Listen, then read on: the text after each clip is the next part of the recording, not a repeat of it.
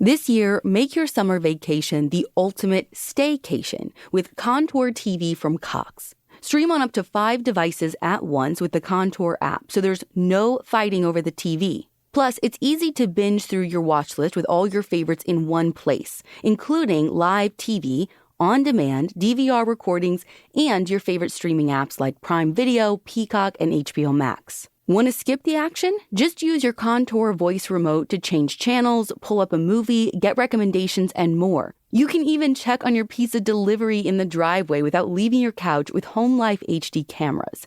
Just say, "Show me the backyard cameras" into your Contour voice remote to see your feed on your TV. And when everyone's inside, say, "Lock the doors" and "dim the lights" to get set up for movie night in seconds. Plus, with panoramic Wi-Fi, you get reliable speed and coverage, so you can seamlessly stream your movie. Make your summer at home your best yet at Cox.com. All right, crime junkies, you've heard us talking about the Hydro Jug here before, which means everyone is talking about it now. Oversized water bottles are all the hype right now, and Hydro Jug is on my summer must-have list. It's 73 ounces of perfection. Listen, there are tons of bottles that can hold your water, but there's only one brand that lets you infuse your own style into your water bottle. The bottles practically come in every color of the rainbow, so you can have your favorite color. Plus, it comes with this neoprene sleeve that slides over it, which, hear me out, is absolutely amazing. They come in a ton of colors and designs like leopard, tie-dye, floral, which is what I have, and they release new sleeves each month. Long story short, everything else in your life is customized to look and feel like you. Why shouldn't your daily water bottle be any different? You can check out Hydro Jug at www.thehydrojug.com. Use promo code CrimeJunkie to get 10% off your order today. The hype is real.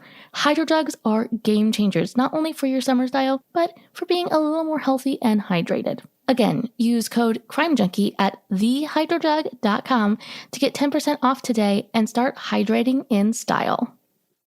Hi, Crime Junkies. I'm your host, Ashley Flowers. And I'm Britt. And today I want to tell you about a beautiful young woman whose brutal murder at the height of summertime shattered her community's sense of safety forever, and in the process, set police's sights on a monster hiding right in their very midst. This is the story of Sierra Joggin.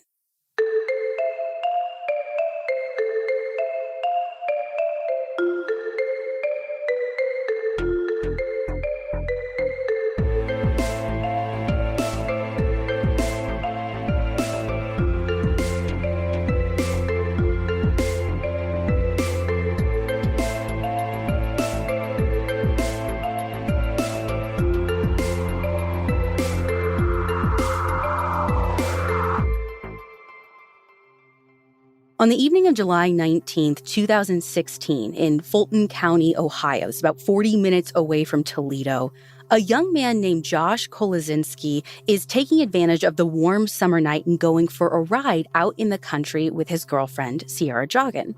Now, they're riding side by side down a country road in the middle of farmlands, kind of the middle of nowhere feel that you can only get in the Midwest when you're surrounded by cornfields on all sides. And Sierra's on her purple bike while Josh rides slow on his motorcycle. It's one of those perfect summer nights here in the Midwest where, the sky's clear, the heat's starting to dip, cutting through that humidity. Oh, I can just picture it. There's a nice little breeze, yes. No bugs except for maybe some fireflies in the fields. Exactly. So it's a great night to be out getting some fresh air and having some quality time, especially for a couple like Josh and Sierra who've been dating since middle school. Now, they've talked some about getting married, but they're both still so young. Sierra's only 20, so they're not in any kind of hurry to take the next step. They're more focused on enjoying one another, going to school, living their best lives as partners, and then they'll just take the next step when they're ready. Now, ignoring the awkward selfie angle, Josh actually snaps a photo of them together, his arm in the frame and Sierra riding behind him. You can see that they're smiling, they're having a good time. He uploads it to Snapchat because he wants to remember this moment before college starts back up and their lives get busy again. Eventually, on this ride, Sierra tells Josh that she's ready to ride home and call it a night. Now, they're near the Evergreen High School, which is out on County Road 6 near the town of Metamora. But this is still in the middle of nowhere. So being the good boyfriend that he is, Josh rides back towards home with Sierra until she's like, listen, like, you go home. Like, you don't need to go all the way, like, take me home and then ride home. Like, I can get the rest of the way on my own. It's no big deal. Like, she's done this ride 100 times before. Now, Josh isn't thrilled about leaving her alone, but Sierra insists she's going to be fine. And besides, it's still light outside. And literally everyone in the area knows everybody else. Like, it's that kind of small town safe that makes so many of us comfortable, thinking that there's just nothing to worry about. Yeah. So according to Rachel Tross reporting for NBC News, Josh leaves Sierra at around 6:45 p.m. near the high school. He kisses her goodbye, promises he'll reach out to her later, and rides his motorcycle back home. True to his word, Josh texts Sierra a few times over the course of that evening. But when he tries to call her at around 10 p.m., the call goes to voicemail. Right away, this feels unusual to Josh because Sierra's usually great about answering her phone. And so he keeps calling, only to have every single one of his calls keep going to voicemail. Had she been answering his texts earlier? I'm actually not 100% certain if she is or not. Police records describe it as they were, quote, exchanging text messages, but it doesn't say, like, what time, so I can't tell you for sure either way. But by 10 o'clock, though, we know Sierra isn't answering anything. So with Josh's anxiety at an all-time high, he decides to take matters into his own hands, and he calls Sierra's mom at around 10:30. But instead of telling him, like, good news, like, she's home, everything's fine, this is all, a big misunderstanding, she tells him something that makes his heart sink. She hasn't seen Sierra either. In fact, Sierra never came home after their bike ride. Right away, Josh and Sierra's family start looking for her. They're worried that maybe she's been hit by a car. I mean, she could be lying hurt somewhere with no way to contact them. Like, all of those worst-case scenarios start, like, flooding their mind. Finally, sometime between 11 and 11:30 that very night, Sierra's mom calls the police to report her missing. According to Michelle Liu's piece in the Toledo Blade, the Fulton County Sheriff's Department hop on the investigation immediately, and they are out there in the fields on County Road 6 that very same night, searching for a sign to tell them where Sierra might be. Since Josh is the last person who saw her, he's able to tell them where to start looking. And he's even able to pass over that Snapchat photo that he took, which shows exactly what Sierra's wearing, right down to the fitness tracker on her wrist. So police are clearly thinking that Sierra's in some sort of danger. Yeah, I mean, from what I can tell, I know in a lot of cases we see people like, maybe they just need some time. From everything I've seen, there is no talk of her just potentially taking off on her own. Like, this is feeling wrong to everyone who's involved. According to Investigation Discovery's Living a Nightmare episode about this called The Long Way Home, around midnight on July 20th, so this is just over 5 hours after Josh and Sierra parted ways, and within an hour of her being reported missing, a deputy sheriff is driving when he sees something strange. Some corn has been, knocked over in one of the fields. And when he pulls over to check it out with his spotlight, the scene gets even odder because with every breath he takes, he's hit with the smell of gasoline. And on the ground, he sees some fuses. The hairs on the back of his neck start to stand up. The deputy backs out. He keeps looking around this darkened field, and sure enough, there's more. He spots 2 pair of sunglasses on the ground, like little breadcrumbs inviting him to go deeper. And as he shines his spotlight further down into the corn, the light suddenly hits something shiny. What is it? A closer look shows it's a reflector attached to a purple bicycle that matches the one Sierra was riding. The interesting thing is the bike isn't laying down like it's been abandoned, though. It is standing up with its front tires facing out, almost like it was backed into the field, about 3 or 4 rows back in the corn. All around the bike, more corn's been trampled. And worst of all, police find blood on the handlebars and on the bike seat. In addition to the fuses and sunglasses from earlier, law enforcement find motorcycle tracks going north, a green sock, and a bloody screwdriver, along with more blood on the corn. Now, there's not enough blood here to make police think that someone necessarily died here, but they are certain that someone fought here, struggled here, and there's no telling where they are now. Between the bike being hidden like this, with the tire tracks and all of the blood at the scene, law enforcement take it as confirmation of their worst fears, that Sierra's been abducted. And this was only a half-mile away from her house. Oh my God, so she had almost made it home. She got so close that it breaks my heart. And it's one of those things where it had to have literally been like, when you think about it, the last thing in the world she was expecting. Everything in the field, from the fuses to the sunglasses, gets sent straight back to the lab for processing. Since it's pitch black outside, law enforcement has a challenge on their hands in these crucial first hours, but they're not totally hamstrung. The road gets blocked off right away, and that same Toledo Blade piece that I mentioned earlier reported that an infrared-equipped helicopter actually goes out in the sky to scan the area that very night. Additionally, Fulton County sheriffs reach out to the Ohio State Police almost immediately to help join their search and the investigation, and by the next day, the FBI is involved. That seems really quick.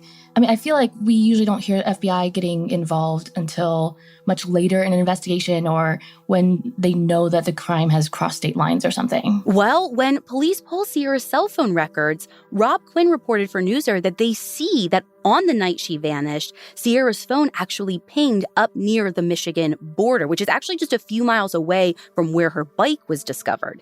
And as a result, law enforcement has to reach out across state lines. So I would imagine that having the FBI there to coordinate with all these different agencies is like imperative, and probably why they got brought in so early. Now, it's later that same day, on the afternoon of July 20th, that officers who are out processing the cornfield suddenly get their first big break. Today's episode was made possible with Title IX. Summer is just around the corner, and I am always on the hunt for the perfect shorts. I always feel like I've had to give something up. Like, if they're comfy, they're not cute. If they're stretchy, they aren't as practical as I want them to be, which is why the Clamber short from Title IX has been a game changer. They are cute. I have mine in Wild Currant, which is this really lovely sort of brick red shade that goes with everything. And they have 4 fully functional and practical pockets. So May's fruit snacks, my phone, wallet, keys, and anything else I need is always on hand. And my hands are free to push kids on swings, wipe down popsicle-stained faces, or anything else this summer has to throw at me. Clamber shorts are technical enough for a day hike, comfy enough to wear on the couch, and cute enough to rock anywhere you go. So throw them on and take off. We've found our go-to go-hard shorts. Right now, Title IX is offering our listeners 10% off and free shipping on orders over $100 when you go to TitleIX.com/CrimeJunkie. Go to TitleIX.com/CrimeJunkie for 10% off and free shipping on your order of over $100. That's TitleINE.com/CrimeJunkie. About 12 hours after Sierra was first reported missing, the farmer who owns the cornfield that police are searching in actually approaches them, and he hands over a bloody motorcycle helmet. What? According to the Law and Crime Network, this farmer tells police that he was out driving with his son last night, headed south along the road where Sierra's bike was found, when he spotted a motorcycle helmet on the side of the road. So instead of just driving on by, the farmer tells police that he had his son get out and toss the helmet into the bed of his truck. Now, he knows that motorcyclists loved those paved country roads, so finding one of their helmets didn't really seem important to him at the time. But then he heard about Sierra's disappearance, and now with law enforcement literally looking on his land, the helmet has taken on this whole new meaning to him. I'm sorry, but how do you find a bloody helmet and not have your mind instantly jump to something terrible has happened here, even if it's just someone's been in an accident or something? I mean, first thought is they're probably not crime junkies, I guess. But Right. The other thing I was thinking about is the motorcycle helmet itself is actually black. And my research doesn't specify exactly what time the farmer found it. So I'm thinking that if it was already dark, maybe they just didn't even notice the blood. Like, he could have just thrown it in, then heard about the story, seen that they're searching his land, then gone to the bed of his truck and taken a good look at it in the light of day. Which that's totally fair. In my own experience living in the country, those county roads don't usually have any street lights. So It would be super, super dark. Right. Well, whatever the reason, as soon as police get a look at this thing, they know that this is a huge break. Because not only is there, like I said, all of this blood, but there are prints, including a partial palm print embedded into the stains. The helmet gets sent off for testing, but with this huge piece of evidence now in the mix, along with the tracks found near Sierra's bike, police are now confident that whoever snatched her probably rides a motorcycle. And so, following along that theory, police turn to look at a person who they know rides a motorcycle and who, by all accounts, was very, very close to Sierra. And that's her boyfriend, Josh. Even though Josh seems to be totally distraught and just racked with guilt about not riding home with Sierra all the way back to her house, according to People magazine, Josh is adamant that they parted on good terms and he has no idea what could have happened to her. Josh agrees to let police search his house and his vehicles. And when they look at the motorcycle, it looks totally fine. It's not damaged, there's no sign of blood, no sign of hair, nothing like that. But when they search Josh's pickup truck, law enforcement comes across a set of dirty coveralls. And we're not talking some little splatters or whatever, but this big reddish brown stain on them that looks like it could be blood. And if it is blood, it is a lot of blood. And according to Living a Nightmare, when police do some initial tests on it, their theory is confirmed. So they go and confront Josh with this, and he's like, listen, it is blood, but it's just deer blood from hunting. Okay, and considering this is such a rural area, I feel like that could be a real possibility. Right. I mean, it's a total possibility, which is why they have to check this out right away. And it is actually a super easy test to do. You're not talking a full DNA sequence and profile. So they get this done within the first 24 hours. And the results do show that the blood isn't from a human. So after interviewing Josh pretty thoroughly, police conclude that he is telling the truth and he's eliminated as a person of interest. Meanwhile, as news of Sierra's abduction spreads like wildfire through all of the small communities in the area, police are inundated with hundreds of volunteers coming out to help in the search efforts. Now, to put this in perspective, the town of Lyons, Ohio, where Fulton County is and where Sierra grew up, it has a population of under 600. Oh, wow. And so for that many people to turn out, we're talking half the town's worth of people is out there looking for her. And an unnamed donor even puts up $25,000 of their own money as a reward. I mean, I grew up in a small town, so this doesn't surprise me at all. Everybody knows everybody.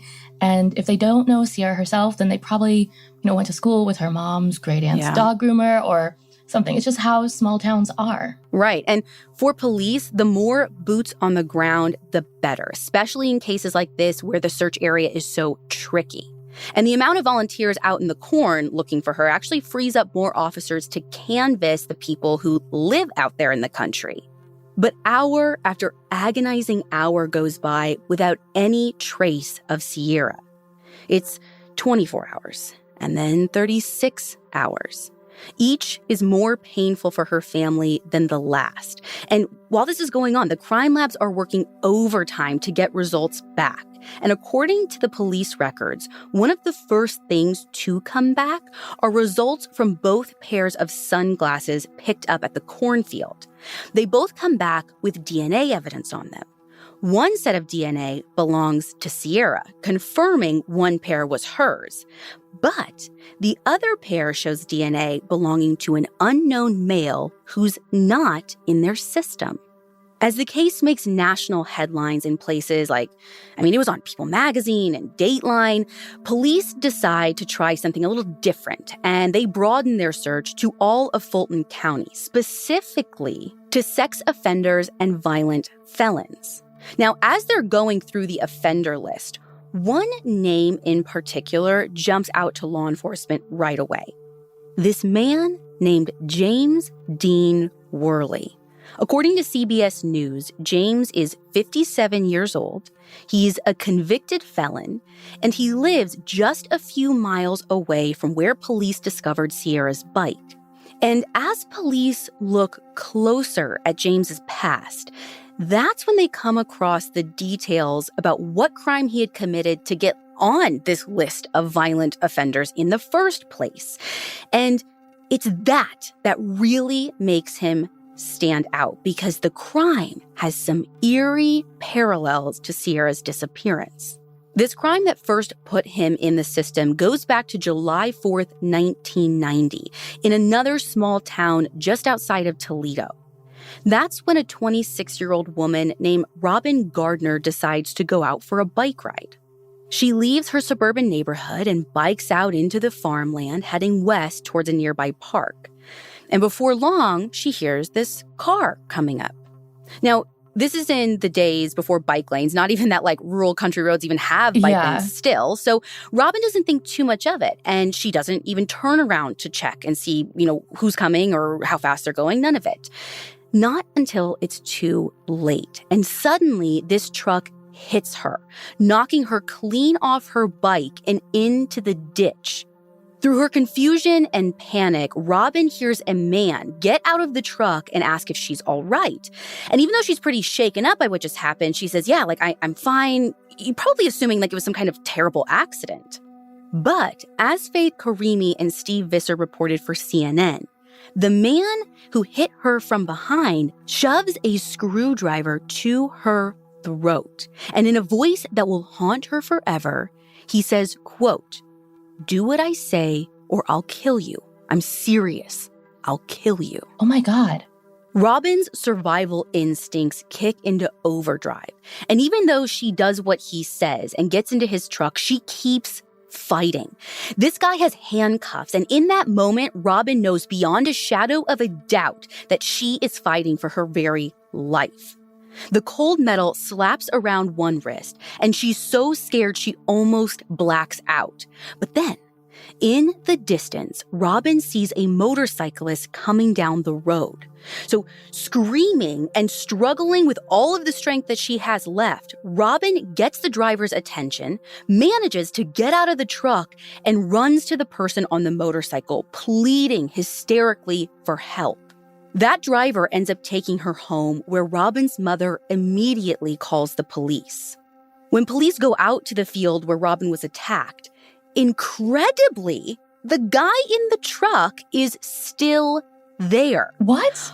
According to Vanessa McCrae's article in the Toledo Blade, he tells police, hey, you know what? That lady actually ran into me, and I only handcuffed her so she wouldn't flee the scene before you guys got here. Flee the scene of a bike running into a truck? What? You got it. Yeah, police can smell the BS from a mile away, so they arrest him and charge him with kidnapping.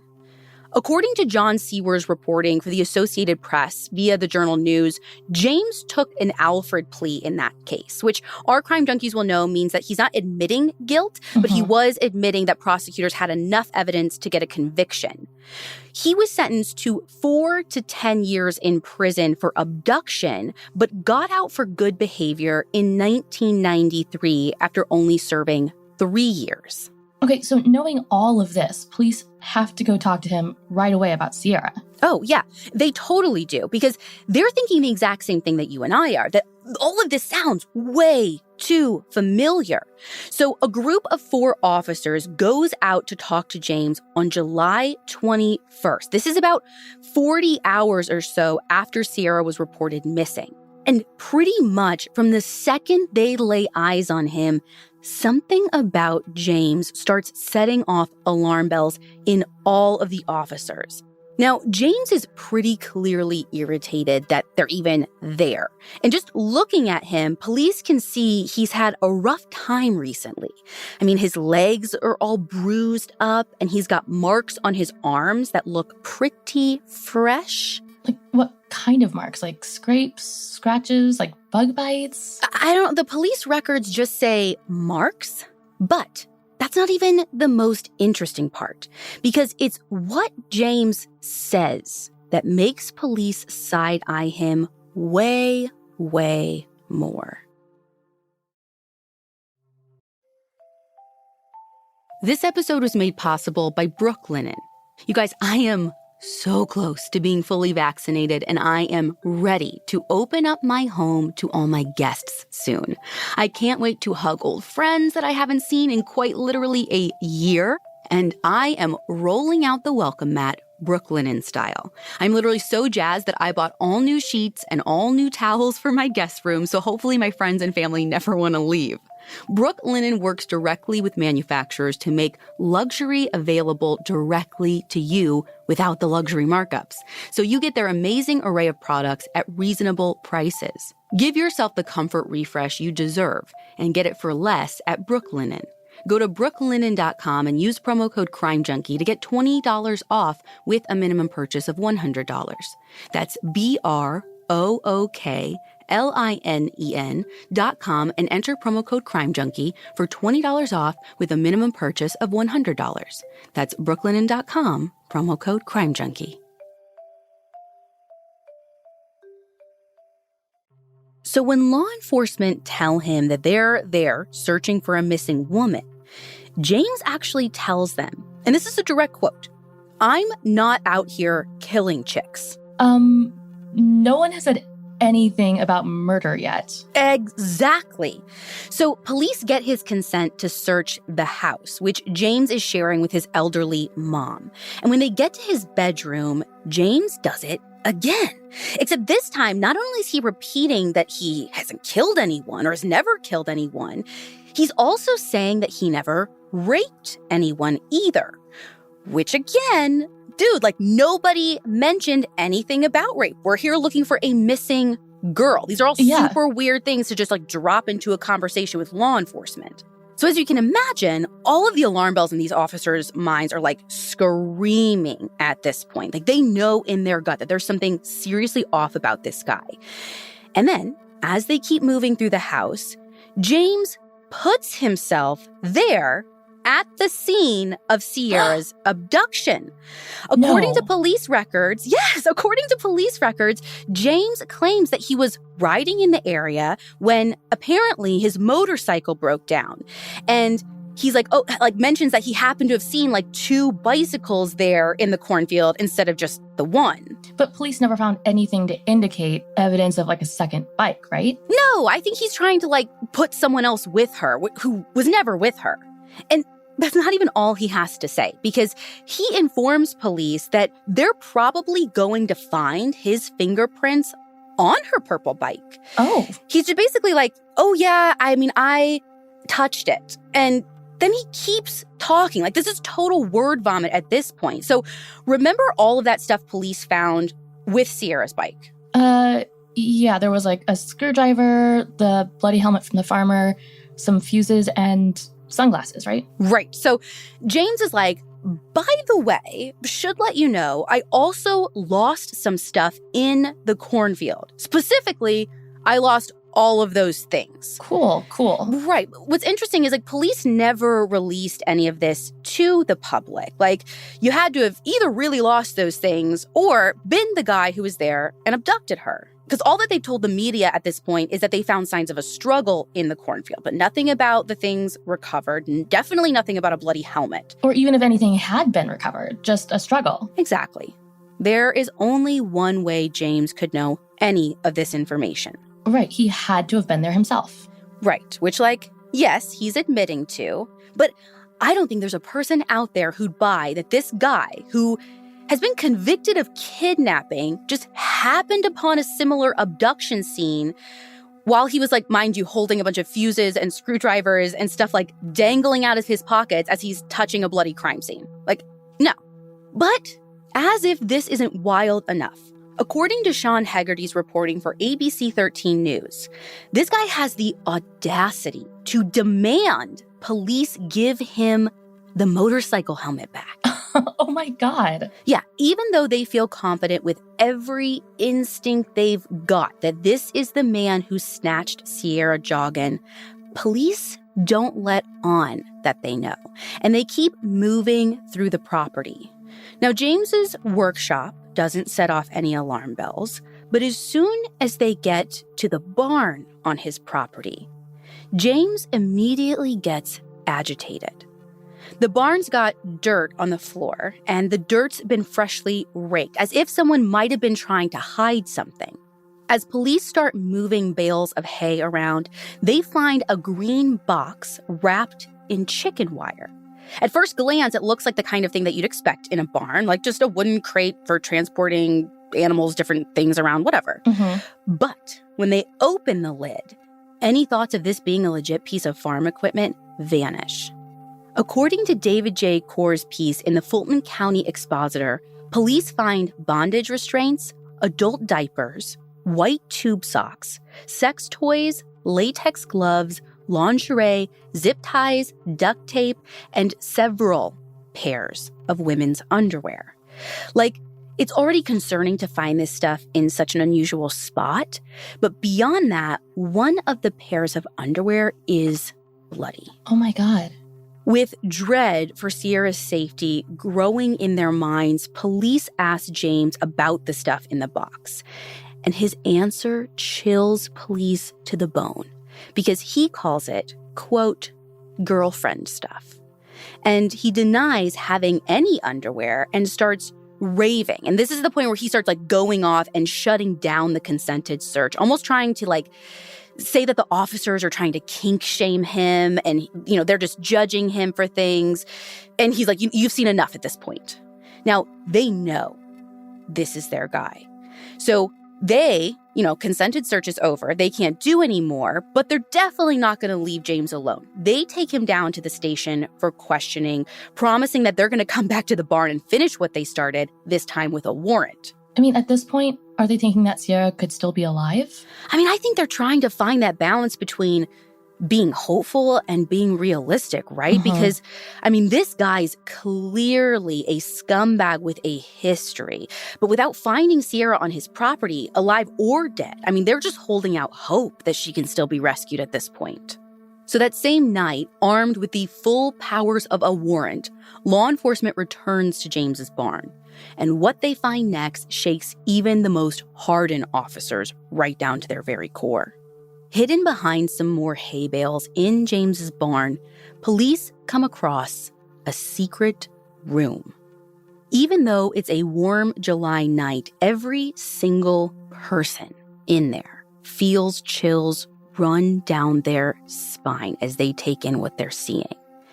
There are restraints hanging from the walls. All of the windows have been spray painted black from the inside so that no one can see in and no one can see out. According to reporting by Lauren Lindstrom in the Toledo Blade, a strange piece of plywood with holes drilled through it lies on the floor. And when police lift it up to see what's underneath, they find a freezer that has been dug right there into the ground, secured shut with a ratchet strap. Hearts pounding, police get the freezer out of the ground, they open it up, and it is empty. And there had to have been this mix of relief and fear and that thank God she's not there, but still, where is she? And the sight of this freezer is terrifying in and of itself because the freezer, the dug into the ground freezer, is lined with carpet and smells like bleach. So it's been cleaned. Yes, but even the stinging reek of bleach isn't enough to hide another scent all too familiar to crime scene technicians, and that's decomposition. When they test the freezer, sure enough, it tests positive for blood. The Fulton County sheriffs request James's cell phone records while they and other members of law enforcement turn his property upside down. Every single extra bit of evidence they turn up becomes another piece in this grisly puzzle, like the blood they find on his motorcycle, the air mattress they find in his barn, and more adult diapers in his house, along with recording devices, guns, ammo, nanny cams, journals, and maps. Out in his green pickup truck, police find even more zip ties and a trash bag stuffed with used paper towels. In another truck, though, this one's a red one, which just so happens to be freshly washed, they find a hunting kit. You see, according to WTOL News, James had been driving around with even more zip ties, duct tape, a ski mask, and mace. I mean, the police have to be thinking that this guy could be a serial killer, right? Like, everything you've told me so far, he's checking, like, all the boxes. Oh, 100%. Multiple pairs of women's underwear? I mean, I just don't think there's any way he just went dormant between getting out of jail in 93 and 2016. And these investigators are no dummies either. So they are more determined than ever to scour every single inch of his property for anything that they can learn about potentially other victims, again, while they're still looking for Sierra. And everything that they find, including the air mattress, all of it gets sent back to their lab for analysis.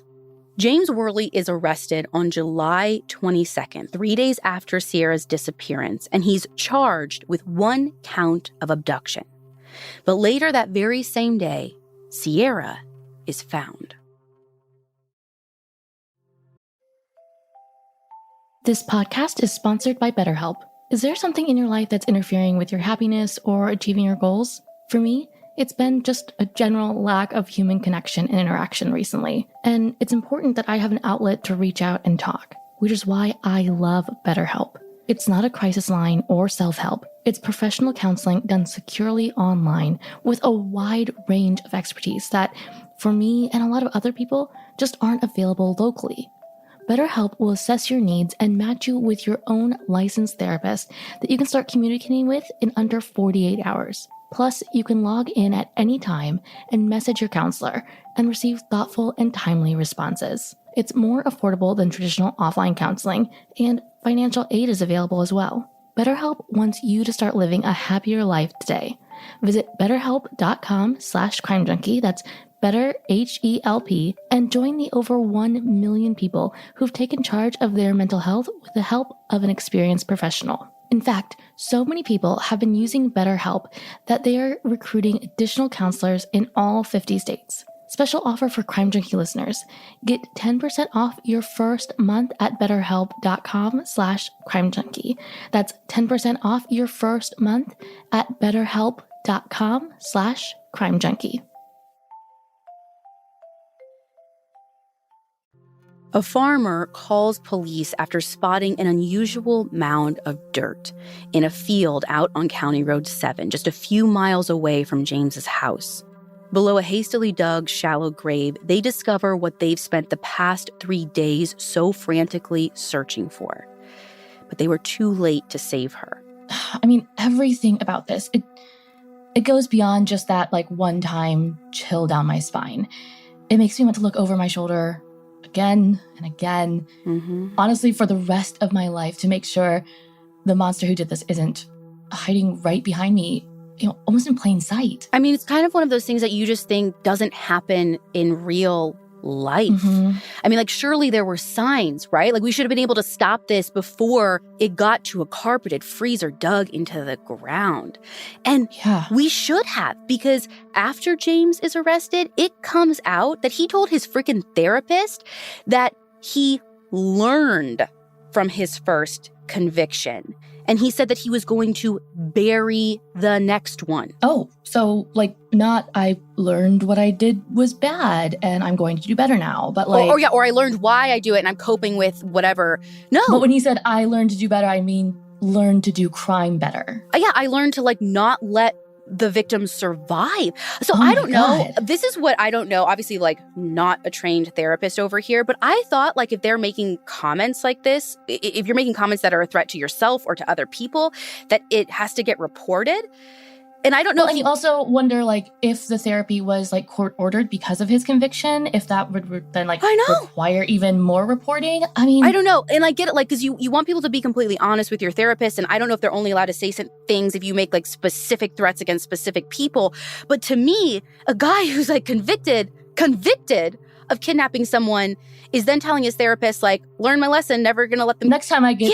Yeah. Like, surely there was something else that could have been done here, right? To, like, raise a red flag and get this guy on someone's radar before something this bad happened, before there was a freezer in the ground. I mean, I hope so, but this whole thing just terrifies me. Because it is terrifying.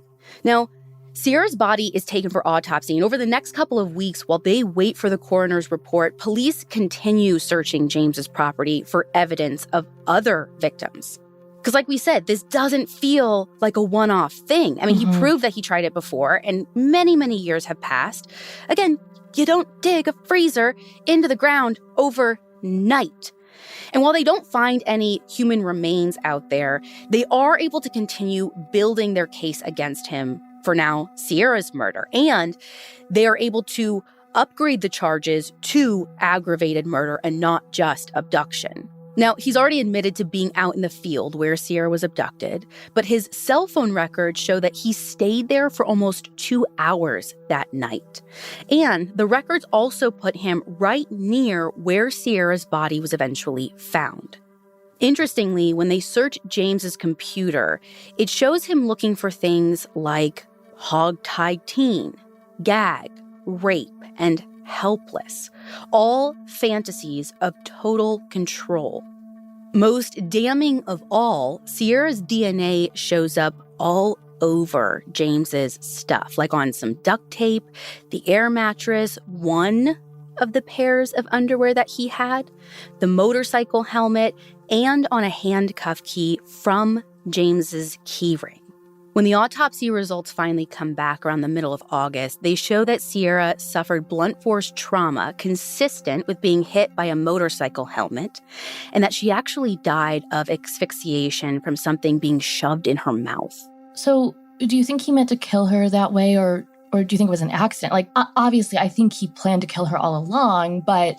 I mean... No, I know what you mean, and I wondered that too, because interestingly, the autopsy also doesn't show any signs of sexual assault, which kind of really took me by surprise, because literally everything else about this case seems so hypersexual to me. Yeah. But ultimately, he's not saying, right? Like, he won't tell police what he meant to do, what he didn't mean to do. And due to decomposition and the impact of the warm weather, it's impossible for the authorities, for the medical examiner to estimate, like, the exact time of death. James stays in prison until the case finally makes it to trial in March of 2018. He's charged with 17 counts altogether, including 2 counts of aggravated murder, which, if convicted, could get him the death penalty. According to Toy Creel's piece on the NBC News 24 website, one of the people who testifies against James at his trial is none other than Robin Gardner, the woman who escaped his clutches back in 1990. Wow. So on March 28th of 2018, after deliberating for less than 6 hours, the jury finds James Worley guilty of murdering Sierra Joggin. He's sentenced to death, and while he's granted a temporary stay of execution later that same year, he remains on death row while his appeals are pending. Investigations into his potential other crimes are also pending. A reporter for WTOL News named Emily Nelson did some research into other unsolved crimes within a few miles radius of James's property, and she came up with a list of 6 murders and 1 disappearance going all the way back to 1980. The victims are all women, ranging from teenagers to women in their 30s, including 14-year-old Lori Ann Hill, whose body was found in 1985, not too far away from where Sierra was found. She was just a little girl. So have police done anything with DNA comparisons or anything? Not that I know of, but that doesn't mean it's not happening.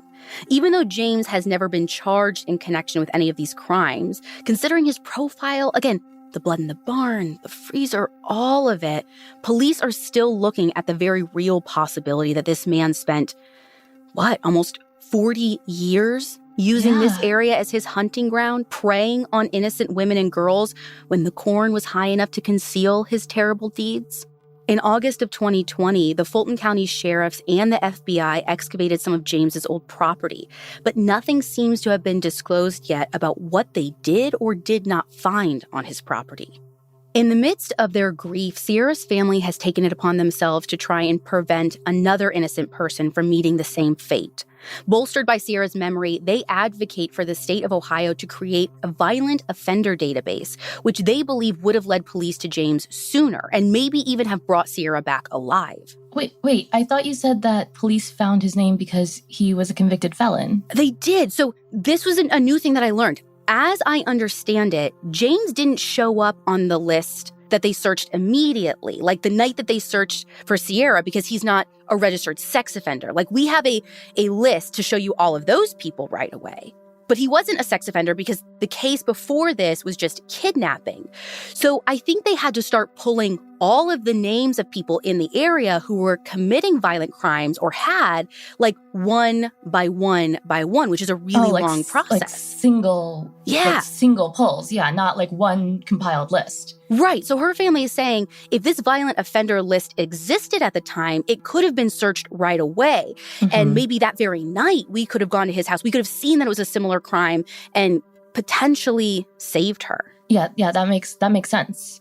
After several years of lobbying, their efforts pay off. Senate Bill 231, known as Sierra's Law, was signed into law in December of 2018, and it came into effect in March of 2019. Since then, Sierra's family has continued their activism with the nonprofit they founded in her name, which is called Justice for Sierra. The nonprofit includes a program to introduce self-defense into school curriculums so youth of all genders can be more empowered and better equipped in case the worst happens. We have actually made a contribution to their organization, and we do this thank you to you guys. We do this with funds from advertising, from our fan club, and they actually do. So they have a couple of events every year. There's a run that you guys can look at. You just go to justiceforsierra.org. But they also have something that they do every year, Sierra's birthday soiree. And that's what we are going to be sponsoring. There isn't a date yet, so all of this is a little bit TBD. But Britt, we're hoping that you and I can go, that we can actually fill our table with some of our Toledo-based fan club members. So if you're in the fan club and in Toledo, keep an eye out over the next year. Once we have a date, you might get a surprise reach out from us to go with us. But I encourage you guys to just take a moment. Go to justiceforsierra.org. You spent 40 minutes listening to this episode. You can spend another 5 to 10 minutes to visit the organization, see how you can be a part of real change and prevention in this true crime space. We will link directly to the organization in our show notes, or you can find it on our blog, crimejunkiepodcast.com.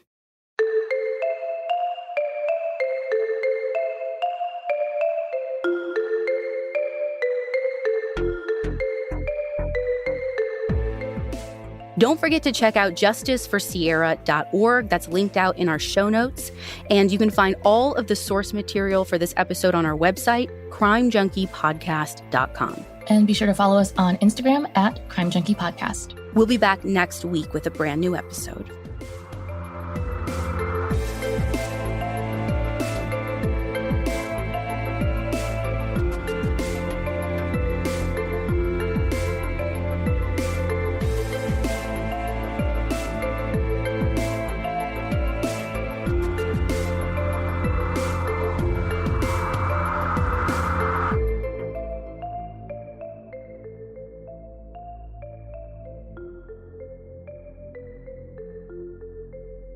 Crime Junkie is an Audio Chuck production.